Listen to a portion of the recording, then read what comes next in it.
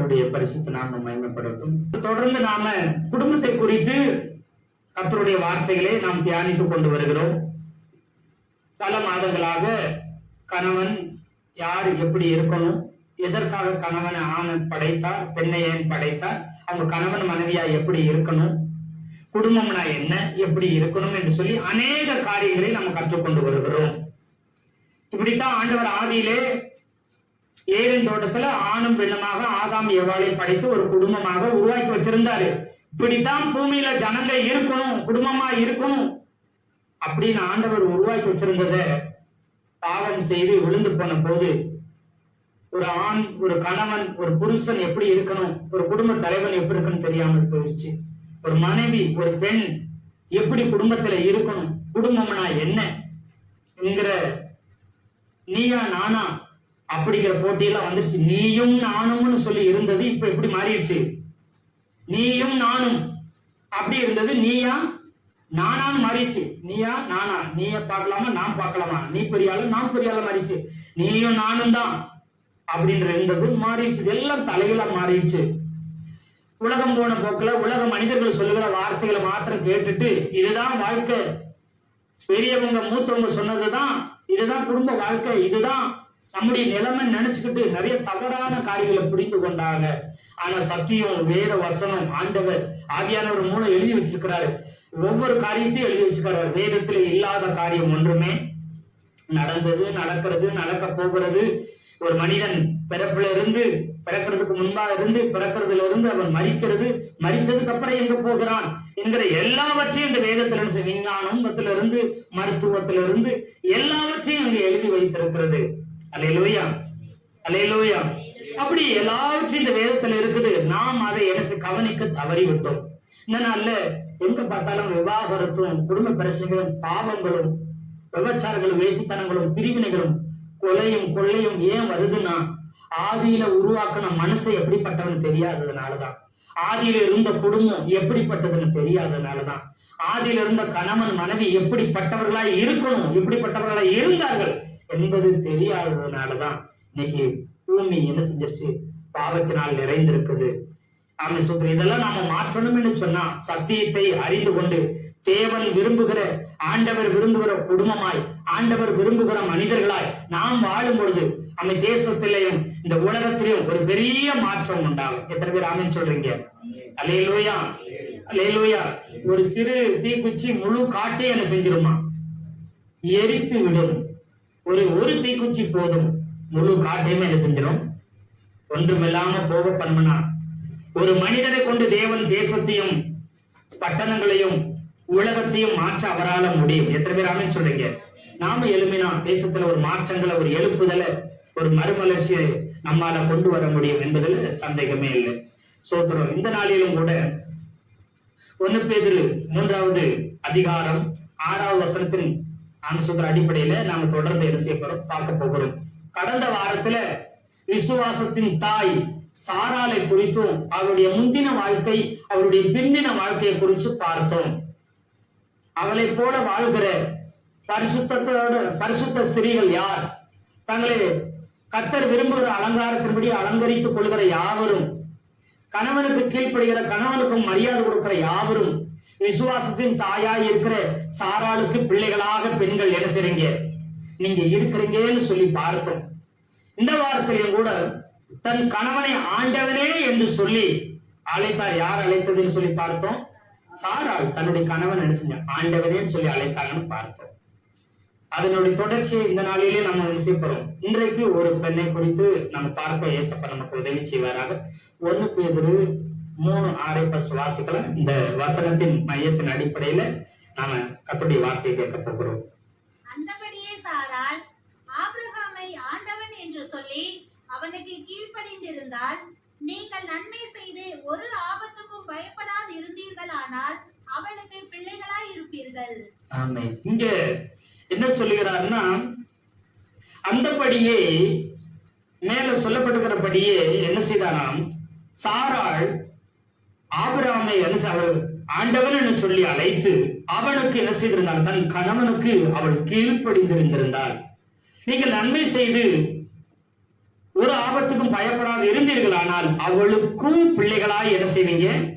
இருப்பீர்கள். நன்மை செய்யுங்க. யாருக்கு நன்மை செய்யணும்? முதல்ல கணவனுக்கு நன்மை செய்யுங்க.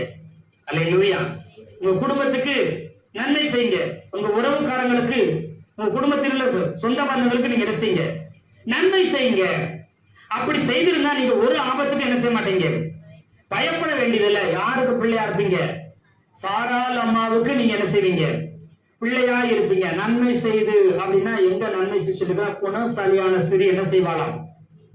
தன் வீட்டுக்காரருக்கு வாழ்நாள் முழுவதும் என்ன செய்வாளாம்? நீதிமொழிகள் 31வது அதிகாரத்துல 12வது வசனத்துல சொல்லுது. நீதிமொழிகள் 31:12, அவள் உயிரோடு இருக்கிற நாளெல்லாம் அவளுக்கு தீமையை அல்ல நன்மையே செய்கிறாள் சொல்லி இருக்குது. இங்க இந்த 1 பேதுரு 3ல நீங்க வாசிச்சு பார்க்கணும். 6வது வசனத்துல என்ன செய்தா? சாராள் தன்னுடைய கணவனை ஆண்டவனேன்னு சொல்லி கூப்பிட்டு அவனுக்கு என்ன செஞ்சிருந்தானா?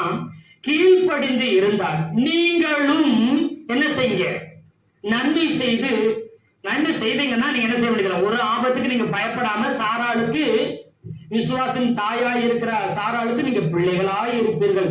யாருக்கு நன்மை முதல்ல செய்யணும்? இந்த நீதிமொழியில் சொன்னதுபடி என்ன செய்யணுமோ வாழ்நாள் முழுவதும் யாருக்கு நன்மை செய்யணும்? அவ உயிரோடு இருக்கிற ஆளெல்லாம் தன்னுடைய கணவனுக்கு என்ன செய்வாளாம்? நன்மை செய்வாள். அப்படி நன்மை செய்கிறவள் ஒரு ஆபத்துக்கும் பயப்பட வேண்டியதே கிடையாது.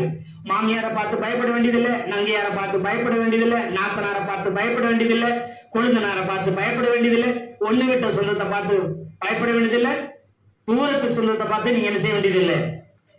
பயப்பட வேண்டியதே இல்லை. ஏன்னா நீங்க உயிரோடு இருக்கிற நாளெல்லாம் முதலாவது உங்க கணவனுக்கு நீங்க என்ன செய்யறீங்க? நன்மை செய்றீங்க. அல்லேலூயா.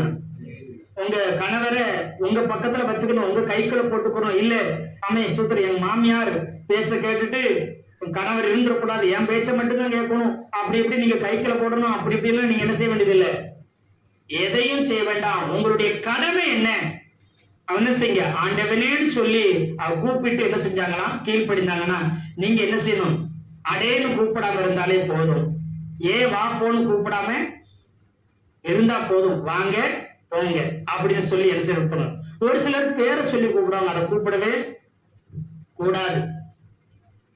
அப்படின்னா உங்களுக்கு ஒவ்வொரு பெண்களுக்கும் அப்பாவுக்கு அடுத்த ஸ்தானத்துல யார் இருக்காங்கன்னா கணவன் இருக்கிறாங்க.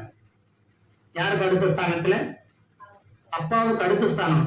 திருமணம் ஆகாத ஒரு பெண்ணுக்கு எல்லா நல்லது கெட்டதையும் செய்கிறது, எல்லா தேவைகளையும் சந்திக்கிறது, எல்லாத்தையும் பார்த்துக் கொள்றது யாருன்னு சொன்ன யாருங்க? அப்பாதான். அதுக்கப்புறம் திருமணம் ஆனதுக்கு அப்புறம் எல்லா காரியங்களையும் பார்த்துக் கொள்கிறது யாரு? பிள்ளைங்களா? கூட பிறந்தவங்களா? சொந்த பந்தங்களா? அப்போ யாருங்க? சொல்லுங்க. ஒரு கணவர். உங்க அப்பாவை எந்த ஸ்தானத்தில் பார்ப்பீங்க? உங்க அப்பாவை பேர் சொல்லி அழைப்பீங்களா? உங்க அப்பா வா போன்னு அழைப்பீங்களா? இல்ல உங்க அப்பா வாடா போடான்னு சொல்லிடுவீங்களா? ஒரு சிலர் சொல்றாங்க. அப்படி சொல்ற கூடாது. அல்லேலூயா. அப்போ நீங்க நல்லா புரிஞ்சுக்கீங்க. வா போன்னு கூப்பிடுறீங்களா? அம்மாவை வா போன்னு கூப்பிடுறீங்களா? பல்லு இல்லாத பாட்டி ஆயிர போறீங்க, பல்லு இல்லாத தாத்தன் ஆயிருவீங்க. அப்படி மரியாதை கூட்டா என்ன ஆகும்?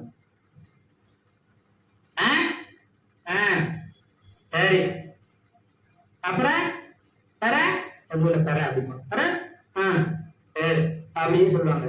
என்னடா யார்கிட்ட பேசுறாங்கன்னா அவங்க அப்பா அம்மா அப்படி பேசுவாங்க. என்ன அப்படிமா? என்னடா இது? அப்படி கூப்பிடக்கூடாது. வாங்கப்பா போங்கப்பா, அப்பான்னு கூப்பிட, வாங்க போங்க அம்மா அப்படி என்ன செய்ய கூப்பிட பழகிக்கிறோம். அல்லேலூயா. இல்லைன்னு உங்களை யாரும் மதிக்க மாட்டாங்க. இந்த வாழை அப்படி மத்தவங்க பார்த்து சின்ன பையன் கூட உங்களை கூப்பிடுவாங்க. சின்ன பிள்ளைய கூட உங்களை பார்த்து மரியாதை எல்லாம் கூப்பிடுவோம். நீங்க மரியாதை கொடுக்க பழகுங்க. தாய் தகப்பனை எப்பயுமே மரியாதை கொடுக்க பழகுங்க. கர்த்தர் அதை ஆசீர்வதிப்பார். அல்லேலூயா. அல்லேலூயா. இதெல்லாம் நம்ம மாத்திக்கிறோம்ங்க. ஏன் அப்படின்னா நீங்க என்ன செய்யணும்? உங்க தகப்பனுக்கு மரியாதை கொடுக்க பழகுங்க. அதே போல உங்க தகப்பனுக்கு கொடுக்குற அதே மரியாதை யாருக்கு கொடுக்கணும்? உங்க கணவருக்கு நீங்க என்ன செய்யணும்? கொடுக்கணும். அல்லையே சொல்லுங்களேன். அதே போல உங்க தாயாருக்கு என்ன மரியாதை கொடுக்குறீங்களோ அதே மதிப்ப மரியாதை உங்க யாருக்கு கொடுக்கணும்? உங்க மனைவிக்கு கொடுக்கணும். அல்லையே சொல்லுங்களேன். மரியாதையும் அன்பையும் அவங்களுக்கு என்ன செய்யணும்? செலுத்தணும். இதுல ஒரு நாளும் ஒருபோது நாம தவறி விடவே கூடாது. சூத்திரம்.